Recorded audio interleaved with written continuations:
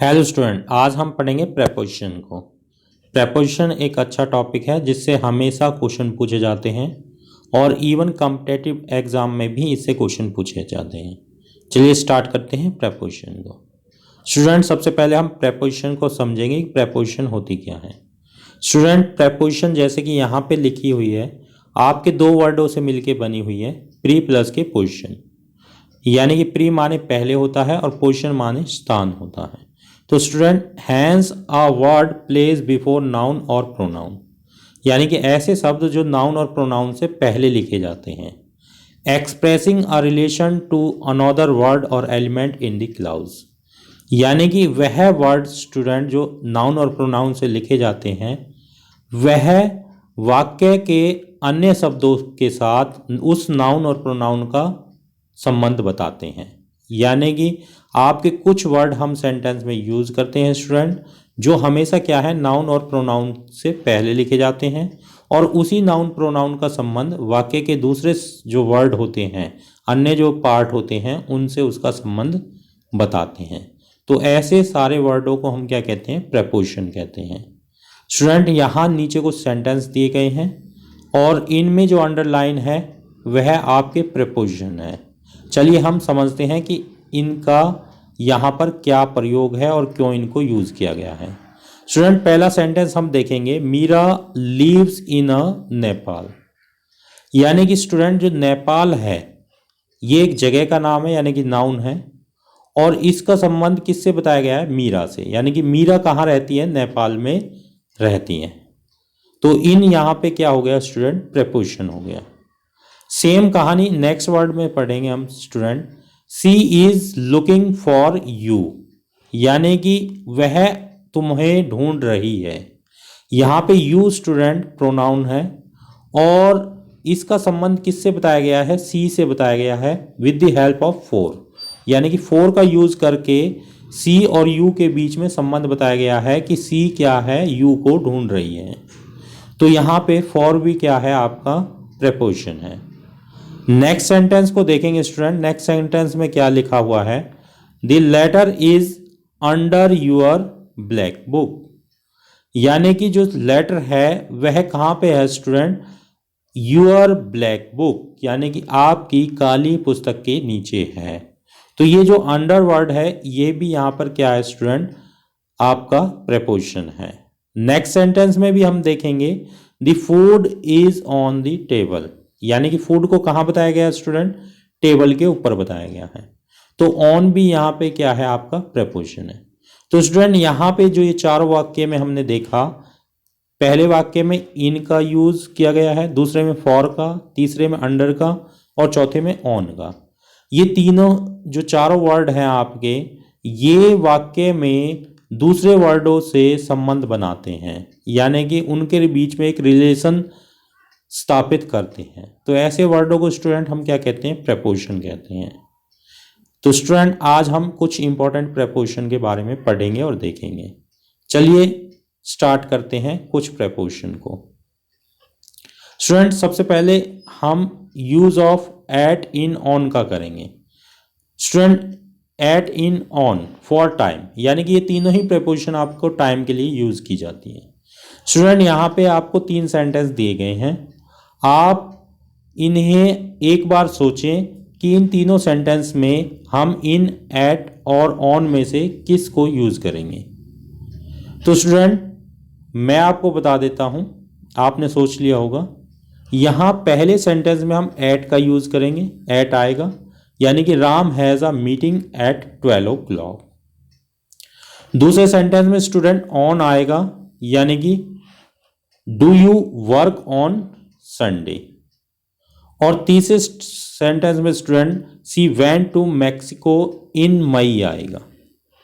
अब स्टूडेंट, ये आया कैसे, क्यों हमने पहले सेंटेंस में एट यूज किया, दूसरे सेंटेंस में ऑन यूज किया और तीसरे सेंटेंस में इन यूज किया। तो स्टूडेंट, इसके लिए आपको कुछ बातों का याद रखना होगा, और वो बात कौन सी है स्टूडेंट, पहली बात यह है कि at is use for exact time, यानी कि स्टूडेंट एट का हमेशा जब यूज होता है वो एग्जैक्ट टाइम या प्रिसाइज टाइम के लिए यूज़ होता है, यानी जो फिक्स टाइम आपको दे रखा होगा। जैसे कि इसमें दे रखा था 12 o'clock, तो यहाँ पे स्टूडेंट आपका एट हमने इस्तेमाल किया था। एट का यूज़ हमेशा फिक्स टाइम पे होगा इन बातों का, जैसे कि eight 2 o'clock, at dinner time, यानी कि डिनर भी स्टूडेंट फिक्स ही होते हैं। तो इस तरह के टाइम से हमेशा क्या यूज़ किया जाएगा, आपका एट यूज़ किया जाएगा। अब स्टूडेंट यदि हम ऑन की बात करें तो ऑन हमेशा किस में यूज़ किया जाता है student? On is use days and date, यानी कि जब डेज और डेट दी जाती हैं तो ऑन का यूज़ किया जाता है। जैसे कि यहाँ स्टूडेंट आपका संडे यानी कि डेज का नाम दे रखा था, तो हमेशा डेज और डेट में क्या यूज़ किया जाता है? ऑन का यूज़ किया जाता है। जैसे कि कुछ एग्जाम्पल और दिए गए हैं स्टूडेंट, जैसे कि on Monday, on 7 May, on birthday, क्योंकि स्टूडेंट बर्थडे की भी एक डेफिनेट डेट होती है। तो ऐसे जो जब आपका डे या डेट दी जाती है स्टूडेंट, तो उस समय हम ऑन का यूज़ करते हैं। तो स्टूडेंट नेक्स्ट आपका इन का यूज़ हम कब करते हैं टाइम के लिए? इन का यूज़ स्टूडेंट हमेशा मंथ और ईयर के लिए या लॉन्ग पीरियड के लिए होता है। स्टूडेंट जब लॉन्ग पीरियड या मंथ की बात करें हम, तो तब हम क्या करते हैं? इन का यूज़ करते हैं। जैसे कि इन जून, इन समर, इन मॉर्निंग, यानी कि मॉर्निंग का समय या समर का समय ये लॉन्ग समय होता है स्टूडेंट। तो ऐसे समय के लिए हम क्या यूज़ करते हैं स्टूडेंट? इन का यूज़ करते हैं। तो होप आपको ये पता हो, समझ में आया होगा कि एट हमेशा किसके लिए यूज़ किया जाता है स्टूडेंट? फिक्स टाइम के लिए या एग्जैक्ट टाइम के लिए। ऑन स्टूडेंट डेज और डेट के लिए, और इन स्टूडेंट मंथ, ईयर और लॉन्ग पीरियड्स के लिए किया जाता है। इसीलिए हमने स्टूडेंट यहाँ पे एट का यूज़ किया क्योंकि 12 o'clock फिक्स्ड है। यहाँ पे स्टूडेंट हमने ऑन का यूज़ किया क्योंकि यहाँ पे ये क्या है?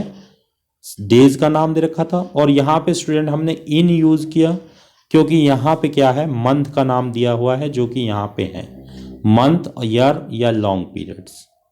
तो स्टूडेंट इन सेंटेंस को आपको याद रखना है। एट, ऑन और इन तीनों को ही क्या है? डेट के लिए, ये टाइम के लिए यूज़ करते हैं, और तीनों का अलग अलग तरीके से यूज़ होता है। एट भी टाइम के लिए होता है, लेकिन एट फिक्स टाइम के लिए होता है। ऑन डेज और डेट के लिए यूज़ होता है। इन हमेशा स्टूडेंट लॉन्ग पीरियड्स के लिए या फिर मंथ और ईयर के लिए यूज़ होता है। स्टूडेंट अब कुछ बातें और देखेंगे हम। स्टूडेंट नीचे यहाँ 2 सेंटेंस हैं। अब आप सोचो कि इनमें क्या लिखेंगे हम। स्टूडेंट जैसे कि मैंने रूल यहाँ बताया है कि यहाँ पर महीनों के साथ हम इन यूज़ करते हैं, डेज के साथ हम ऑन का यूज़ करते हैं। तो शायद आप भी, आपके दिमाग में यही आ रहा होगा कि यहाँ पे हम इन यूज़ कर लेंगे और यहाँ पे हम क्या है? ऑन का यूज़ कर लेंगे, क्योंकि यहाँ पे आपका मई दिखाई दे रहा है और यहाँ पे क्या है स्टूडेंट? संडे यानी कि डे दिखाई दे रहा है। लेकिन स्टूडेंट ये आपका गलत जवाब होगा। क्यों होगा स्टूडेंट? इसके लिए आपको एक पॉइंट याद रखना है स्टूडेंट, और ये पॉइंट क्या है स्टूडेंट? जब भी आपका सेंटेंस में लास्ट, नेक्स्ट, एवरी इन शब्दों का यूज करके कोई डेज नेम या फिर मंथ नेम दिया होगा, तो वहां पे स्टूडेंट कभी भी एट, इन, ऑन का यूज नहीं होगा। यानी कि यहां पे स्टूडेंट आपको प्रीपोजिशन इन, एट, ऑन में से किसी का भी यूज नहीं करना, क्योंकि मई से पहले स्टूडेंट लास्ट लगा हुआ है, संडे से पहले नेक्स्ट लगा हुआ है। तो यहां स्टूडेंट किसी भी प्रीपोजिशन का आप यूज़ नहीं करोगे तीनों में से। डायरेक्ट आप सेंटेंस को लिखोगे, I went to Mexico last May, she has a meeting next Sunday. तो स्टूडेंट ये एक मोस्ट इंपॉर्टेंट पॉइंट है जिसे आपको याद रखना है। अगर डेज, डेट या फिर आपका किसी भी शब्द के साथ लास्ट, नेक्स्ट और एवरी चीज़ लगा हुआ होगा, इन सब में से किसी भी चीज़ के साथ, तो आपको एट, इन और ऑन प्रीपोजिशन का यूज़ नहीं करना है। तो स्टूडेंट यह तो एट, इन और ऑन का टाइम के लिए यूज़ है। स्टूडेंट अब हम देखते हैं इनका प्लेस के लिए यूज़। स्टूडेंट इन तीनों प्रीपोजिशन को हम प्लेस के लिए भी यूज़ करते हैं, जैसा कि यहाँ 3 सेंटेंस लिखे हुए हैं। स्टूडेंट प्लेस मतलब जगह के लिए। अब स्टूडेंट 1 मिनट के लिए आप सोचो और इसमें देखो कि क्या आप भरोगे। स्टूडेंट यहां पे आप भरोगे the shop is at the corner, at भरोगे। और स्टूडेंट यहां पे आप इन भरोगे, यानी कि सी लिव इन दिल्ली। और यहां स्टूडेंट लिखोगे आप book is on the table. अब स्टूडेंट यहां पहले सेंटेंस में एट क्यों भरा, दूसरे सेंटेंस में इन क्यों भरा और तीसरे सेंटेंस में ऑन क्यों भरा, इसका रीजन मैं आपको बताता हूं। इसके लिए भी कुछ पॉइंट्स का याद रखना है। स्टूडेंट सबसे पहले एट की बात करें। एट का यूज हमेशा किस लिए होता है स्टूडेंट, जब एग्जैक्ट प्लेस हो या स्मॉल सिटी हो, यानी कि छोटे शहरों के लिए, नगरों के लिए, या फिर एग्जैक्ट प्लेस या पॉइंट प्लेस के लिए।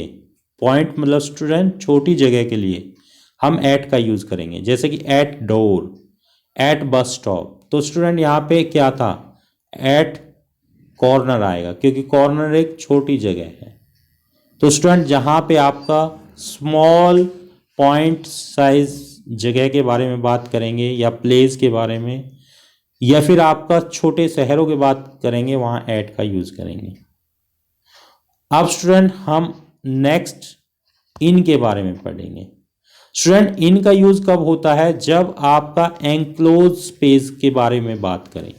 एंक्लोज मतलब इस तरह का स्पेस जिसमें आपको लगे कि इसकी एक डेफिनेट बाउंड्री है। या फिर बिग सिटी के बारे में बात करेंगे, बड़े शहरों के बारे में या कंट्रीज के बारे में, देश के बारे में बात करेंगे। यानी कि स्टूडेंट बड़े जगह या फिर आपकी एंक्लोज स्पेस यानी कि जो बंद जगह हैं उनके बारे में बात करेंगे, तो हम क्या है इन का यूज करेंगे। जैसे कि इन गार्डन, गार्डन की एक डेफिनेट बाउंड्री होती है।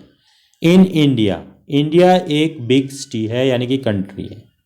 तो स्टूडेंट इसीलिए यहाँ पे क्या आया, इन दिल्ली। दिल्ली भी क्या आया आपका, एक डेफिनेट उसकी बाउंड्री है और एक बड़ा शहर है। तो स्टूडेंट नेक्स्ट हम ऑन की बात करेंगे। ऑन का यूज कब होता है स्टूडेंट, जब आप सरफेस की बात करेंगे। सरफेस स्टूडेंट यानी कि जब आप, जैसे मान लो ये कोई सरफेस है स्टूडेंट और इसके ऊपर कोई चीज है, चीज आप रखी हुई है, तो इस तरह की जब बात करेंगे तो उसके लिए हम ऑन का यूज करेंगे। जैसे कि स्टूडेंट आपका यहाँ पे लिखा हुआ है on the table, on the cover, on the floor etcetera. यानी कि जब किसी सरफेस के ऊपर की बात हम करते हैं तो उस समय हम क्या यूज़ करते हैं, ऑन का यूज़ करते हैं। जैसे स्टूडेंट यहाँ पहले बार इसमें थर्ड में लिखा है बुक इज डैश टेबल, तो टेबल के क्या स्टूडेंट, ऑन, यानी कि ऊपर रखी हुई है। तो स्टूडेंट ये आपका प्लेस के लिए एट, इन और ऑन का यूज़ है। स्टूडेंट मैं दोबारा रिपीट कर देता हूँ। एट का यूज़ हमेशा क्या होगा student, small cities, exact place या फिर पॉइंट जगह के लिए हमेशा क्या है, एट का यूज़ होगा। जैसे कि at the door, at the bus stop, at the end of line etcetera. इन का यूज स्टूडेंट हमेशा एंक्लोज स्पेस यानी कि जिसकी डेफिनेट बाउंड्री हो ऐसे स्पेस के लिए, जैसे कि इन garden, in my pocket, in room, in my bag, क्योंकि बैग भी एक एंक्लोज स्पेस है। और बिग सिटीज या कंट्रीज के लिए भी इनका यूज होगा। ऑन का यूज स्टूडेंट हमेशा सरफेस के लिए होगा, यानी कि on the table, on the cover, on the floor etcetera. तो इसलिए स्टूडेंट यहाँ पे आपका एट का यूज़ किया गया क्योंकि ये पॉइंट स्पेस या फिर एग्जैक्ट स्पेस है। यहाँ इन का यूज़ किया गया क्योंकि ये एंक्लोज स्पेस है। और यहाँ ऑन का यूज़ किया गया क्योंकि ये सरफेस की बात कर रहा है। स्टूडेंट अब इसमें एक और एग्जाम्पल देखेंगे हम। इस एग्जाम्पल को देखो स्टूडेंट, यहाँ पे आप क्या भरोगे। इस एग्जाम्पल में स्टूडेंट यहाँ से देखे तो इसमें इन भर दोगे आप और यहाँ भी इन भर दोगे, क्योंकि यहाँ बिग सिटीज और आपका स्टूडेंट कंट्रीज के साथ इन दिया जाता है। लेकिन स्टूडेंट कुछ बातों को आपको, ये स्पेशल एग्जाम्पल है, इनको आपको कुछ याद रखना है। स्टूडेंट जब इस तरह दो बातें आ जाएं, यानी कि दो शहर आ जाएं, दोनों ही शहर एक साथ लिखे हों, तो स्टूडेंट वहां आप अगर दोनों में इन भर देते हो तो वो गलत है। वो गलत क्यों है स्टूडेंट? क्योंकि इन एग्जाम्पल को भरने के लिए सबसे पहले आपको ये देखना होगा कि कौन सा शहर छोटा है और कौन सा बड़ा है। स्टूडेंट जैसे कि दिल्ली इंडिया के अंदर है, तो इंडिया की कंपैरिजन में दिल्ली एक स्मॉल सिटी बन गया है, यानी कि पॉइंट स्पेस बन गया है। तो स्टूडेंट यहाँ पे दिल्ली के लिए एट यूज करोगे और इंडिया के लिए इन यूज करोगे। तो स्टूडेंट आपको ये बात ध्यान रखना है, जब आपका दो शहरों की बात करें या दो अलग अलग जगह इस तरह की लिखी हो कि जिनमें से एक बड़ी हो और एक छोटी हो, तो छोटी जगह के लिए एट यूज कर सकते हैं और बड़ी जगह के लिए इन यूज करते हैं, क्योंकि इंडिया के अंदर स्टूडेंट दिल्ली है।